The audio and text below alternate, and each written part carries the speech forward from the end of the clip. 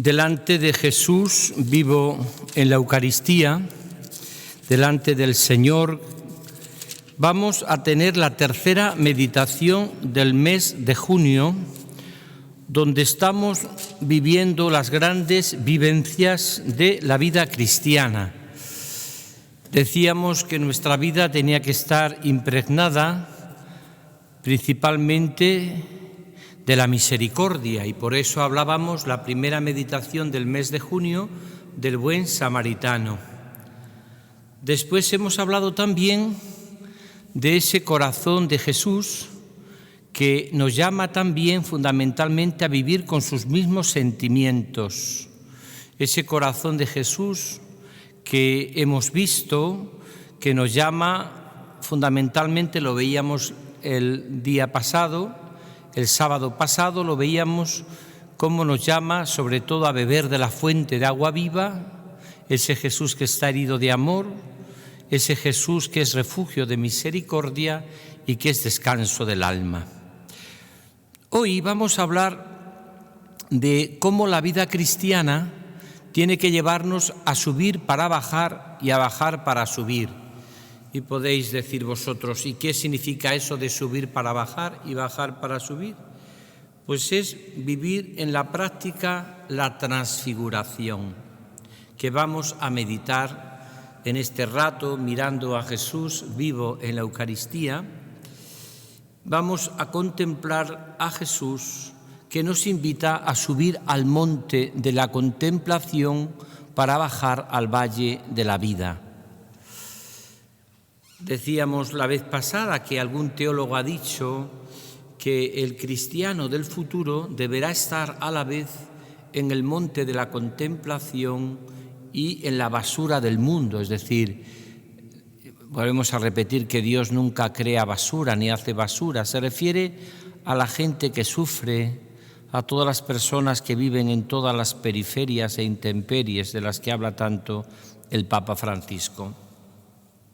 Me he atrevido a hablar de este texto, pero siguiendo al Papa Juan Pablo II, porque es el que comenta en una bellísima carta posinodal que se titula, una exhortación posinodal, que se titula Vita Consecrata, el texto de Mateo 17:1, la transfiguración.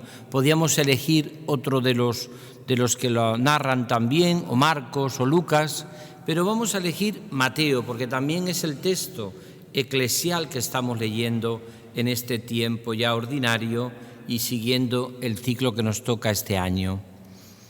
Es un texto clave para Oriente y para Occidente cuando se habla, por ejemplo, de la vocación.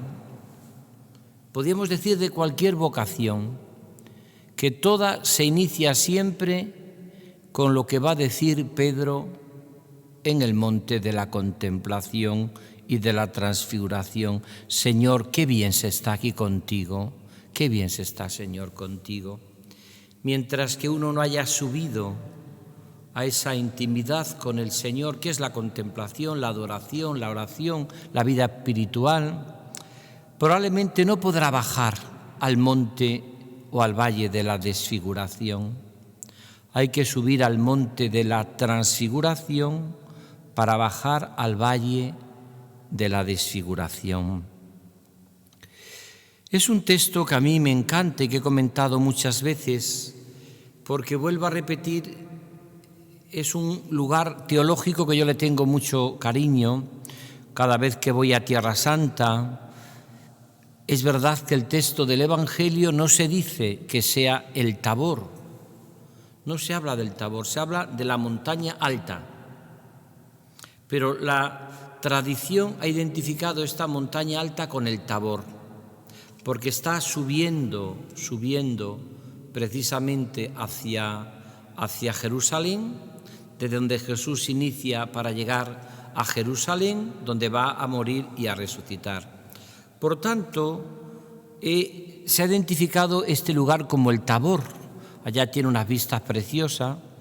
Se ve desde el Tabor también el otro famoso monte que habla los Salmos, el Tabor y el Hermón aclaman tu nombre. Y nosotros vamos a ir allá, vamos a subir con Jesús, vamos a estar con el Señor. Y vamos a hacer, como hacemos siempre, 3 partes en nuestra meditación. 3 partes: Jesús que sube al monte con estos íntimos, Pedro, Santiago y Juan. ¿Qué sucede en el monte de la transfiguración o de la contemplación?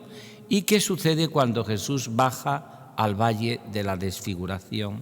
Porque esto es la vida de un cristiano, de todo cristiano.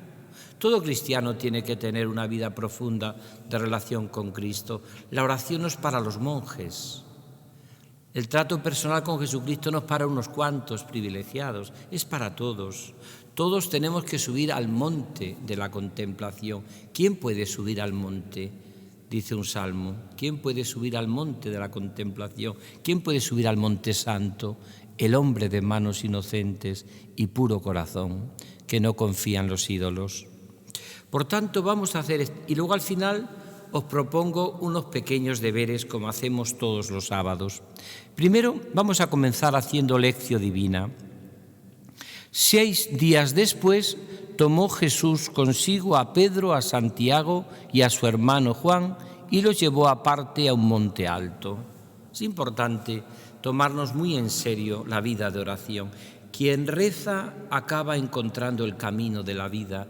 Quien deja la oración se pierde. Padre Larrañaga tiene esa frase preciosa: quien deja de orar, Dios acaba siendo nadie. Nadie. Por tanto, suben Pedro, Santiago y Juan y lo lleva a un monte alto y se transfiguró delante de ellos. Podemos meditar la palabra transfigurarse, transfiguración, que es una palabra griega que no es difícil de traducir. Transfigurarse significa ver a Jesús más allá de su figura humana, transfigurarse. Fijaros que este es el único texto donde Jesucristo, así clarísimamente antes de la resurrección, aparece con todos los signos, con todo el esplendor de su divinidad. Cuando a veces me han presentado a mí un Cristo resucitado y me lo han presentado sin las llagas, sin el costado abierto, sin las manos, yo le digo, ese es el Cristo de la transfiguración, pero no es el Cristo vivo y resucitado, porque Cristo resucitado hace mucho hincapié en qué es el crucificado y por eso presenta sus manos y sus pies. El que resucitó el domingo de resurrección es el que enterraron el Viernes Santo, es el mismo. Pero cuando se presenta un Cristo transfigurado, donde se ve, podríamos decir, lo que es la divinidad de Cristo, es en este pasaje, que por cierto la Iglesia lo lee en 2 momentos del año litúrgico. Lo suele leer siempre el 6 de agosto, fiesta de la Transfiguración, que por cierto San Pablo VI le tenía mucha devoción al pasaje de la Transfiguración. Sabéis que es el primer icono que pinta un cristiano oriental ortodoxo, un monje. Primero siempre es la Transfiguración, porque es donde se ve en Jesucristo que es verdadero Dios y verdadero hombre. Jesucristo es 100% divino y 100% humano.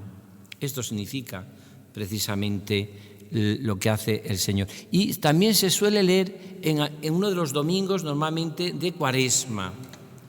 Y hay un prefacio precioso de la Transfiguración, cuando se dice que el camino para llegar a la resurrección, para llegar a la muerte y resurrección con Cristo, pasa por el Tabor, pasa por el Monte Alto, que también San Pedro, que es testigo, cuando escriba su carta, también va a hablar que él escuchó la voz cuando el Señor se transfiguró en aquella montaña alta. Los lleva aparte a un monte alto y se transfiguró delante de ellos. Su rostro se puso brillante como el sol y sus vestidos se volvieron blancos como la luz. En esto se desaparecieron Moisés y Elías, que conversaban con él. ¿Qué es la vida cristiana? Pues la vida cristiana es Moisés y Elías conversando con Jesucristo. Esa síntesis que hace esa conversación entre Jesús, Moisés y Elías es lo que es la vida cristiana. Mirad, ¿qué representa Moisés? La ley, los mandamientos. ¿Y qué representa Elías? La contemplación, el carisma.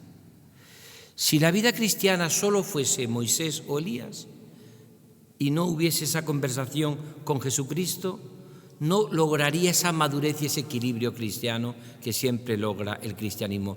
Si el cristianismo solo fuese Moisés, es decir, solamente fuese ley, solo fuese exigencia, solo fuese verdaderamente, podríamos decir, el vivir en una estructura, solo fuese exigencia moral, que tiene mucho de eso, claro, por supuesto, si todo esto, pero solo eso. Ahora, si el cristianismo es solo Elías, sería solo contemplación, solo oración, solo carisma, solo libertad en el espíritu. Pues es como un ser humano, necesita el esqueleto y necesita la carne. ¿Y quién vivifica? ¿Y quién realiza esa unidad entre Moisés y Elías? Pues conversando Jesús. La misma Iglesia, la Iglesia está compuesta de mucho de Moisés y mucho de Elías. Es institución y carisma. Nuestra vida cristiana, pues es eso. La vida religiosa, la vida comunitaria, pues tiene que haber, en una vida de comunidad tiene que haber Moisés y Elías. Si solamente hubiese Elías, cada uno hiciese lo que quisiera, pues no habría realmente una disciplina que a veces nos tiene que mover. Pero si solamente fuese disciplina, aquello sería pues una especie como de cuartel militar, donde se viven solamente unas estructuras y donde no hay vida.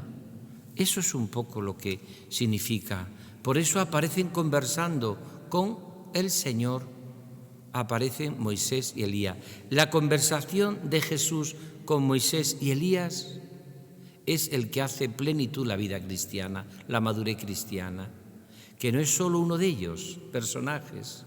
Todos sabemos que Moisés es el que presenta la ley y el que lleva al pueblo a vivir en esa ley y el que son las leyes que le ha dado el Señor y que es la exigencia que tiene. Por supuesto que las leyes y los mandamientos no están superados nunca. Qué bien lo explicaba el Papa Juan Pablo II en Veritatis Splendor, cuando le pregunta el joven rico a Jesús que quiero seguirte, Señor, ¿qué tengo que hacer? Jesús le dice, cumple los mandamientos. Pero si solamente fuese mandamientos y nos faltase la dimensión de Elías, que es el profeta de la libertad, que es el hombre profundamente de espíritu y de oración, si faltase eso, pues sería como un cuerpo que no tiene carne, que solo tuviese esqueleto. Moisés y Elías conversando. En esto tomó Pedro la palabra y dijo a Jesús. Aquí dice tanto el oriente cristiano como el occidente cristiano, que aquí está expresado lo que es verdaderamente la vocación, cada uno de nosotros que tenemos vocación. Es decir, ¿cómo puede uno sentir vivir una vida con Cristo si no le ha dicho lo que le dice Pedro? Señor, qué bien se está contigo aquí. Señor, qué bien se está contigo aquí. Todo comienza con un enamoramiento, con un flechazo, con un gozo inmenso en nuestra vida de haber conocido el amor de Jesús. Señor, qué bien se está contigo aquí. Eso es lo que dice Pedro. Qué bien se está contigo, Señor, aquí. Tanto que casi dice una tontería, una locura, ¿no? Porque quiere retener ese momento. A veces estamos tan a gusto con el Señor en la oración, en la contemplación, que nos cuesta ir al mundo, nos cuesta ir a la vida, nos cuesta bajar. Por eso decía yo que el título de la meditación es La vida cristiana es subir para bajar y bajar para subir. Porque también a veces necesitamos, cuando estamos en el ámbito del mundo y en el sufrimiento, también necesitamos subir al monte de la contemplación.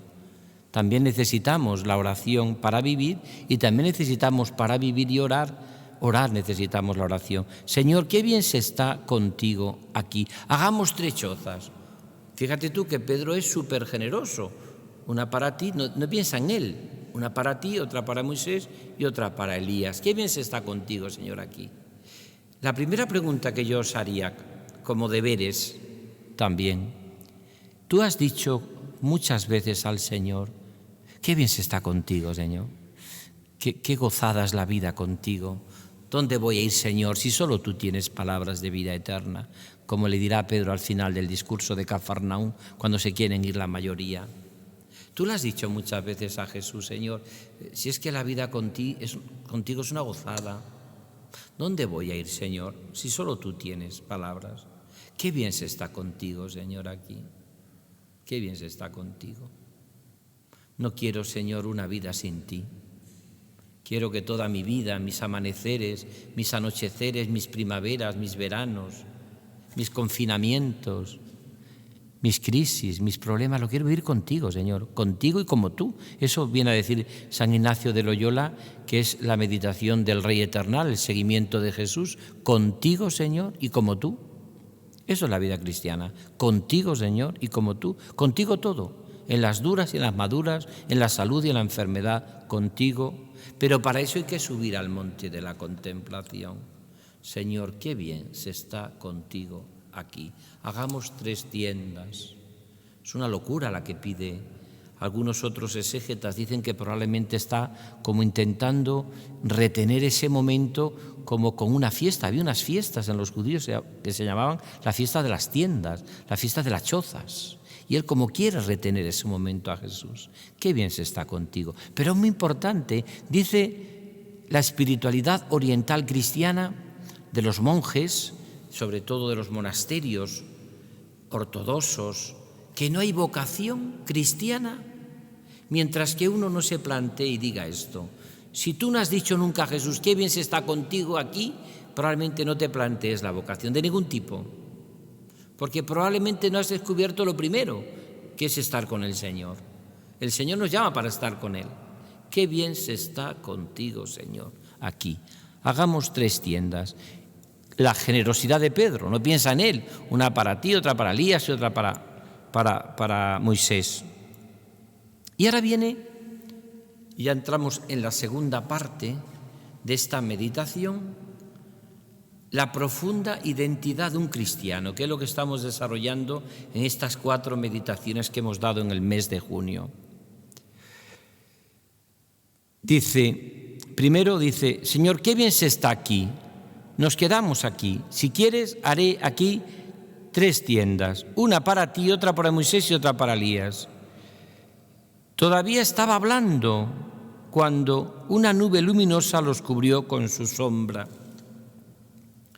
Esta es la vida cristiana, dejarse inundar por el Espíritu Santo. Lo estamos viendo desde prácticamente al terminar el tiempo de Pascua. Hemos dicho que el fruto de Cristo resucitado de la Pascua es el Espíritu Santo. Pues aquí aparece el Espíritu Santo. Es una teofanía, este texto tan bonito de la transfiguración. ¿Qué os suena a vosotros el tema de una nube luminosa los cubrió con su sombra? Pues la encarnación del Verbo, lo que le dice el ángel a María: no temas, María, concebirás en tu vientre y darás a luz un hijo. Y una sombra, una nube te cubrirá con su sombra. O sea, está hablando del Espíritu Santo, que es ese Señor y dador de vida, que siempre que desciende es para que nazca Jesús en nuestro corazón. Una nube luminosa le cubrió con su sombra. No hay verdaderamente seguimiento de Jesús ni madurez cristiana si no nos dejamos llevar e inundar por la luz del Espíritu Santo. Y salió de la nube una voz, la voz del Padre. Aparece la Trinidad. El Padre habla, Jesús está presente allá y está el Espíritu Santo, Señor y dador de vida, que con su presencia como una nube los cubría. ¿Cuál es la profunda identidad de mi vida? ¿Quién soy yo como cristiano? ¿Dónde está la profunda identidad de mi vida y de mi existencia? Pues esto tan hermoso que aparece hoy en el Evangelio, te lo dice a ti el Señor. Este es mi Hijo amado, en quien me complazco, escuchadle. Mirad, la vida cristiana es esto. Experimentar en mi vida que yo soy hijo amado del Padre. Este es mi Hijo amado. Cuando yo bautizo a un niño, que todavía bautizo a muchos niños, incluso como obispo he bautizado a muchas realidades de mi vida. Cuando yo bautizo a un niño, le pregunto en el momento a los padres, lo dice el ritual, ¿qué nombre habéis elegido para este niño? Y te lo dicen. Y yo le digo, ¿sabéis cuál es el verdadero nombre de este niño o de esta niña? La amada, el amado, el Hijo amado de Dios. Cada niño es el Hijo amado de Dios. Y esto es así, no es una cosa bonita, es que es verdad. Cada uno de nosotros en el bautismo, ¿por qué? Porque el Padre nos contempla a cada uno de nosotros en Jesucristo.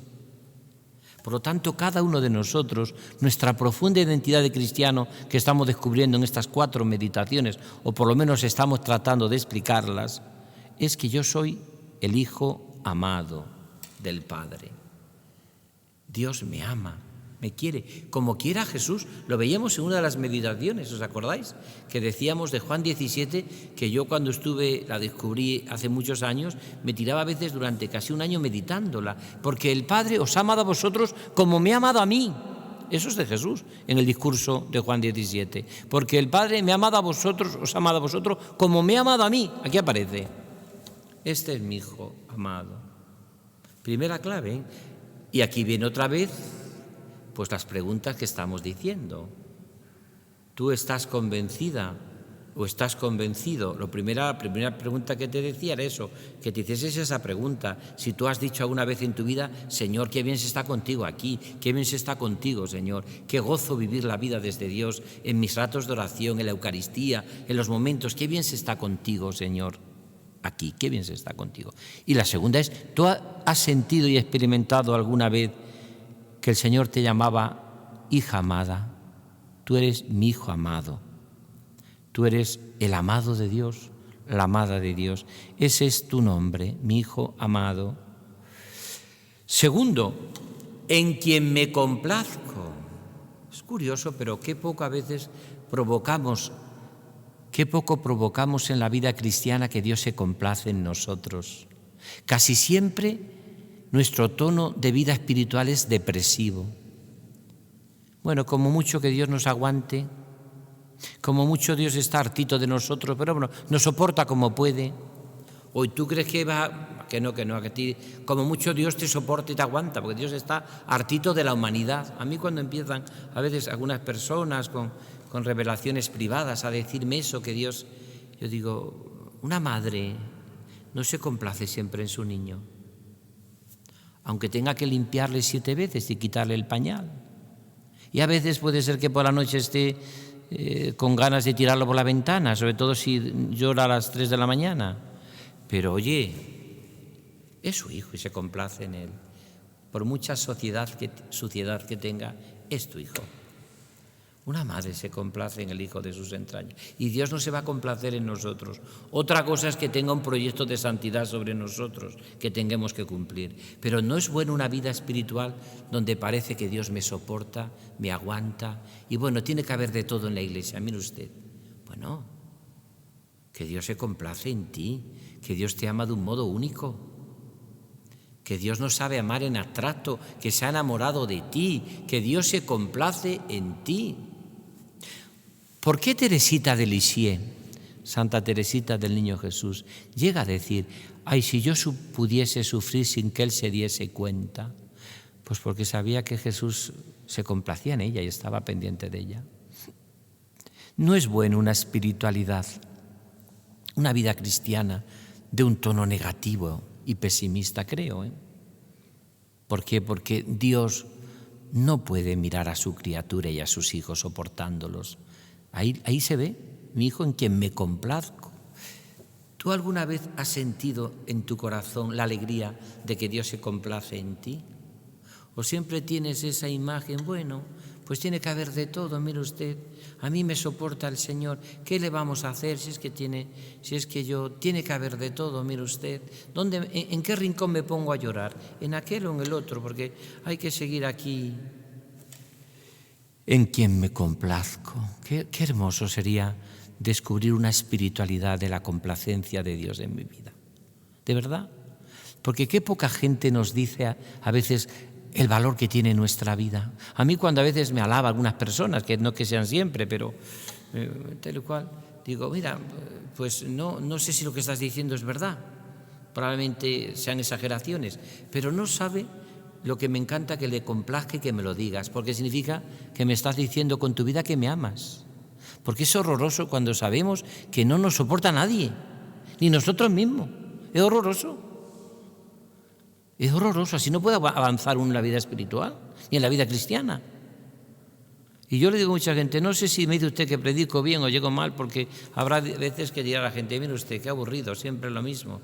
Pero a pesar de todo, yo sé que usted con eso me está diciendo que Dios se complace en mi vida y que hay una complacencia de Dios en mi vida. Y eso sí que es fundamental en nuestra propia vida. En quien me complazco. Qué poco nos lo dice a veces. Y nosotros mismos. Si a veces vivimos nuestra vida cristiana con un tono de pesimismo tremendo, ¿verdad? Que no me parece que sea bueno. En quien me complazco. Escuchadle. ¿Qué es la vida cristiana? El Shema Israel, el escucha. Eso es la vida cristiana. Escucha Israel. Mira, la vida de un cristiano tiene que estar determinado por la escucha de Dios, la oración, la adoración, y la escucha del hombre, la caridad. La escucha. ¿Por qué tenemos solo una boca y dos oídos? Porque tenemos por lo menos que escuchar el doble de lo que hablamos. Hay que escuchar. Escucha a Dios, escucha a Israel. Por eso dice, escuchadle. Ahora, viene una cosa que es precioso para todos nosotros que vivimos en las entrañas del mundo, todas las vocaciones que viven, que es la mayoría que vivimos en las entrañas del mundo. Porque el Padre va a decir, escuchadle, y sin embargo no dice nada en el monte de la contemplación, no dice nada. Porque Dios, está claro que tú en la oración conectas con Dios, pero no significa que aquí te tiene que hablar obligatoriamente o escucharle. Puede hablarte cuando salgas a la calle. Y a lo mejor has estado 2 horas buscándole aquí, hablando con él, y de pronto llegas a la calle y de pronto te montas en el autobús y experimentas una presencia de Dios única. Pero si he estado buscando en la capilla de la adoración y no he sentido nada, y ahora me visitas con esta presencia. O te dice tu madre o tu padre, un amigo, una hermana, oye, la verdad es que con Dios es una gozada y te ha conmovido el alma. Dios habla siempre, por eso hay que estar atento. Dios está constantemente dirigiendo sus mensajes. Todo es un mensaje de Dios, todo es epifanía, todo es manifestación de Dios. Escuchadle, este es mi Hijo muy amado, escuchadle. Esto es precioso para nuestra vida y para nuestra existencia. Y viene la tercera y última clave de nuestra meditación.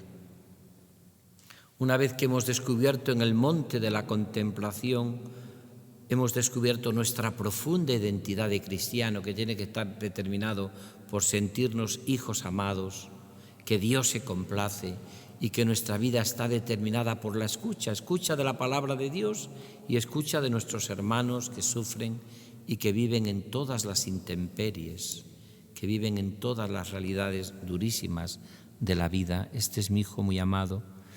Ahora, ¿qué ocurre?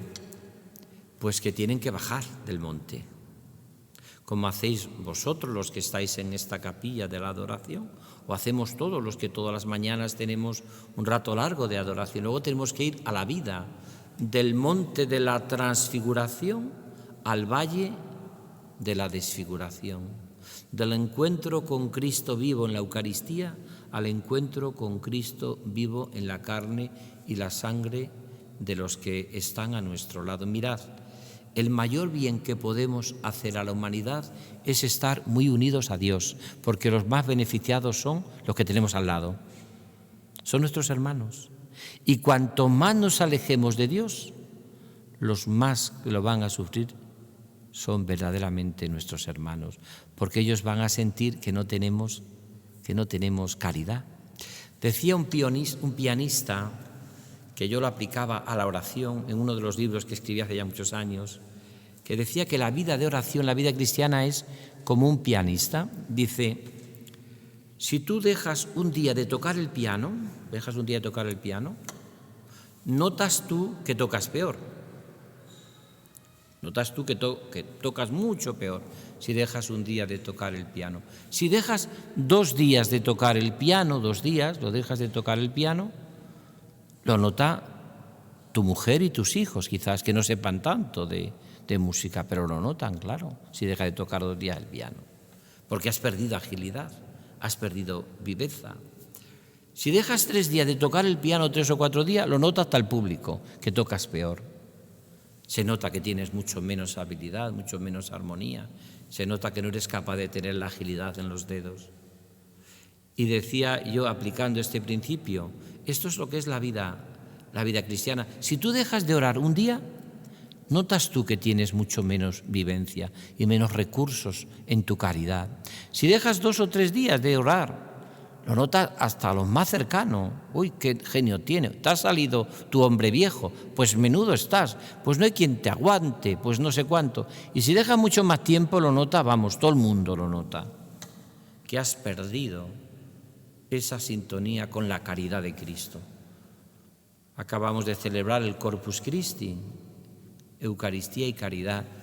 La Eucaristía celebrada, comulgada y adorada nos lleva a la caridad con los demás. Por eso viene la tercera y última parte de esta meditación, donde nos conducirá el encuentro con el Señor en el monte santo de la transfiguración a la vida, al valle de la desfiguración. Y de hecho ellos bajan, ¿no? Vamos a verlo y terminamos ya. Al oír esto, los discípulos cayeron rostro en tierra, llenos de miedo. El miedo, vuelvo a repetir como muchas veces, es normal que lo tengamos. Cualquier encuentro, la vida, el tener miedo, y el miedo nunca se supera. Yo no conozco a nadie que de verdad diga que haya superado el miedo. Otra cosa es que el miedo se integre, pero superarlo. ¿Y quién no tiene miedo? ¿No tienes miedo a una operación? ¿No tienes miedo a meterte en un quirófano? ¿No tienes miedo al virus, lo que estamos viviendo? Vamos, no me digas que no tienes miedo.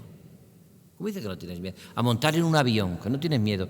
Yo cuando tenía que coger el avión para hacer los últimos años que estuve en Roma, pues yo cada vez tenía más miedo, porque había tenido más experiencias de ciertas cosas que en el avión que me daban miedo. Sobre todo si te toca alguna vez alguna de estas turbulencias, acaba rezando 7 rosarios, y en todas las lenguas, claro. ¿Cómo dice que no tienes miedo? El miedo es normal que se tenga. Lo que ocurre es que el miedo se atraviesa, como se atraviesa la noche, como se atraviesa un túnel. Pero sentir y experimentar miedo, el mismo Jesús lo experimentó en Getsemaní y en la oración del huerto. El miedo solo se supera con la confianza en el Señor. En ti confío, Señor. A pesar de todo, pues tengo que coger el avión, pues lo cojo. Tengo que hacerme la operación, pues me la hago, aunque esté 2 días sin dormir. Tengo que hacer esto, pues lo hago. Tengo esta conversación que me cuesta. Tengo este examen difícil, pero lo hago, porque sé que como no lo atraviese, no lo supero. Pero cuesta, ¿eh? Por eso sienten miedo de bajar, miedo de ir a las entrañas del mundo. Como tenemos tantos miedos, ¿no? Lleno de miedo. Mas Jesús se acerca a ellos y les tocó y le dijo: levantaos, no tengáis miedo.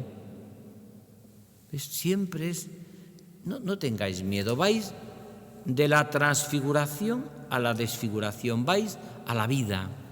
Y en la vida también es un lugar de encuentro con el Señor. No es bueno que no seamos capaces de encontrarnos con Dios en la vida de cada día, en los momentos difíciles, en los problemas.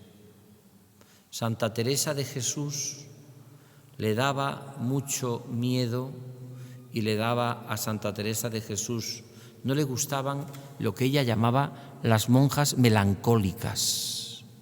¿Y cuáles eran las monjas melancólicas? Aquellas que encontraban mucho a Dios en la sensibilidad de la capilla, pero no eran capaces de encontrarlo en la vida de la comunidad y en la vida ordinaria. Y por eso ella tiene esa frase tan famosa: hermanas, que entre los pucheros está Dios.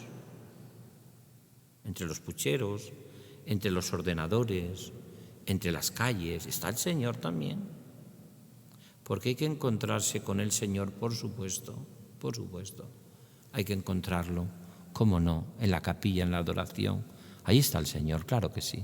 Pero también entre los hilos complicados de nuestra vida, de lo social, de la cultura, de la familia, del trabajo. Porque claro, si esto no fuese así, entonces, por ejemplo, la vocación laical, que es una vocación que tiene la inmensísima mayoría de los católicos, de los cristianos, por el bautismo, y los que vivimos en las entrañas del mundo, no deberíamos de salir nunca de la capilla o de la oración. Y sin embargo, el Señor, o de bajar del monte, dice: baja del monte, vete a la vida. Todos los grandes místicos han subido al monte de la contemplación, pero han bajado a la vía de la desfiguración, donde están nuestros hermanos, donde están los que sufren, los pobres. Por eso yo te pondría una sencillísimo deberes, y sería que a ser posible puedas leer un contemplativo este verano, un místico este verano, alguien que haya tenido, por ejemplo, esta doble dimensión que vemos aquí. Estoy pensando, por ejemplo, en que va a ser canonizado dentro de muy poquito el padre Charles de Foucauld. Hay un libro bellísimo sobre él, de los libros más bonitos que yo leí. Lo leí en el seminario hace ya más de 40 años, y a mí me hizo mucho bien. Es de François Sis y se titula Itinerario Espiritual. Itinerario Espiritual de François Sis. Está en Herder, es una editorial de la Iglesia. A mí me hizo mucho bien, y es un místico de la calle, un místico de estar en el mundo. Él, sabéis que fue trapense, se fue a vivir con los más pobres de los tuareg, muere allí, se encuentra la custodia enterrada en la arena. Allá él la llevaba siempre consigo, y es un libro que a mí me hizo mucho bien, y puede ser para el verano una maravilla de libro, de François Sis. Se titula Itinerario Espiritual, Herder. Y yo os pondría como deberes porque a veces en verano llega la siesta, el calor, llega un momento, y ahí dices esos momentos a mí me hizo muchísimo bien. Él tiene siempre en su corazón un deseo de Dios inmenso, como tenemos todos nosotros. Nos has hecho, Señor, para ti, y nuestro corazón está inquieto hasta que descanse en ti. Pero él decía que quería un monasterio, un convento de puertas abiertas. Y allí, en medio de los tuareg, abrió sus puertas de par en par. Y por eso le mataron. Fue una muerte hasta vulgar, porque fue un niño de 15 años el que le mató, con una especie de escopeta de matar alimañas en el desierto. Entraron a robar donde él estaba, en la casa donde él estaba. El niño la apuntaba, pero como un juguete. Por eso creo que no fue ni siquiera la muerte suya, fue una muerte casi vulgar en ese sentido. Claro que fue un mártir, pero del amor, de la caridad, pero no fue es que le matasen por odio sino fue un juego. Hasta en eso su muerte fue una muerte casi vulgar o casi sencilla, ¿no? Le apuntaba a aquel muchacho con el rifle en la cabeza, entraron otros, se puso nervioso, le pegó un tiro allí y quedó muerto. Carlos de Foucauld. Él había escrito poco antes de morir: creo que voy a morir y no he convertido a nadie. Es la experiencia del hombre que vive en los ambientes más complicados y más difíciles. Claro que 40 años después de su muerte llegará Guillaume, Madeleine y tantos seguidores. Carlo Carretto, que es famosísimo por sus libros, Cartas en el desierto, Mañana será mejor, Más allá de las cosas, tantos libros que escribió Carlo Carretto, que es de esa familia de los hermanos de Foucauld. Es precioso esta realidad. Dentro de muy poco el Papa ha anunciado que lo va a ser declarado santo, ya es beato. Es la expresión de un santo, de un hombre que vive una profunda intimidad con el Señor, pero no se separa de sus hermanos, no se separa de la gente. Sigue estando ahí con ellos, compartiendo sus noches, sus oscuridades, sus soledades, sus sequedades, sus problemas, sus angustias, sus paros, el no tener para comer y para vivir. Es un poco lo que es nuestra vida. Cuando uno se acerca al corazón de Dios, al corazón del Señor, se acerca más que nada al corazón también de la gente. Cuanto más cercanos estemos al Señor de la vida, más cercanos estaremos a los que viven en todas las intemperies y en todas las necesidades. Levantaos, no tengáis miedos. Ellos alzaron sus ojos y no vieron nada más que a Jesús, a nadie más que a Jesús. Bueno, pues esto es un poco la meditación que yo os propongo. Ya vamos prácticamente terminando el mes de junio y ya prácticamente nos queda de estas 4 meditaciones que hemos pensado para explicar el aterrizaje del que ya empezamos allá por el miércoles de ceniza, con tantas reflexiones y meditaciones, y que no ha sido más que hacer un itinerario espiritual de la vida cristiana en el seguimiento de Jesús a través de todas estas realidades. En el fondo, lo que he dicho hoy es lo que siempre repito y que yo trato en mi vida de poner en práctica, o por lo menos tratar de vivirlo. En la medida en que hemos conocido al amor de los amores, que es Jesús, eso nos lleva también al monte de la contemplación, a orar, a la adoración eucarística, pero también nos lleva al valle de la desfiguración, donde compartimos con los más pobres y con los más necesitados, como nos están indicando ahora tantas campañas que está haciendo la Iglesia, Cáritas y tantas instituciones, como un mayor servicio a los que viven desfigurados por la vida.